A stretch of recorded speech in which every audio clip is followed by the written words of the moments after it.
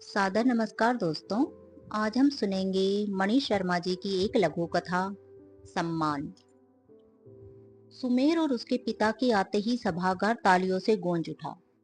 आज सरकार की ओर से उसके पिता को कविता के क्षेत्र में उनके योगदान के लिए सम्मानित किया जा रहा था। सुमेर को पिता के लिए गर्व की अनुभूति हुई। कई कवि मंच से पिता के सम्मान में अपनी रचना सुनाकर आ जा रहे थे, पर सुमेर का ध्यान वहां था ही नहीं। सुमेर के पिता जनकवि के रूप में विख्यात थे। कितने ही पुरस्कारों से उन्हें सम्मानित किया जा चुका था, पर सरकार को उनकी सुध तब आई जब वे जीवन के अंतिम पड़ाव पर थे। पर 85 वर्ष की अवस्था में भी कविता उनके लिए संजीवनी थी। उंगलियों में हमेशा कलम लगी रहती कि कोई भी विचार आए और तुरंत कलमबद्ध हो जाए। किंतु प्रसिद्धि व प्रतिस्पर्धा का परस्पर नाता होता है, जिसके चलते उसके पिता की पीठ पीछे बुराई की जाती। उनसे आगे निकलने की होड़ में मर्यादा का भी उल्लंघन हो जाता। पिता अपनी ही धुन में रहते। सुमेर को आश्चर्य होता। वे हमेशा कहते, जिनका यही काम है उन्हें करने दो। वे तो जैसे जननायक थे। गली मोहल्ले के लोग भी उनसे सुनाने की आग्रह करते तो वहीं बैठकर सुनाने लग जाते।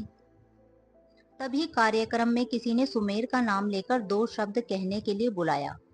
सुमेर ने पिता के चरण स्पर्श करके मंच पर जाकर आयोजकों व जन समूह का आभार जताने के बाद कहा, मुझे क्षमा करें, पिता का कद इतना ऊंचा है कि उन्हें किसी सम्मान की आवश्यकता नहीं है।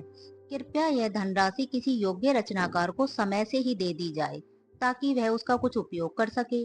मैं आज यदि पिता को नहीं लाता तो उनको अभिमानी कहा जाता, इसलिए यहाँ आकर उनके चाहने वालों के सामने मैंने उनकी भावनाओं को रखा है। मैं आप सबका आभारी हूँ, परंतु पिता के सम्मान के लिए ही इस सम्मान को लौटाने के लिए विवश हूँ। धन्यवाद। सभागार में सन्नाटा छा गया था। आयोजकों के चेहरे फीके पड़ गए थे। कुछ ने तो सिर ही झुका लिया था। तभी तालियों की गड़गड़ाहट ने सन्नाटे को चीर दिया।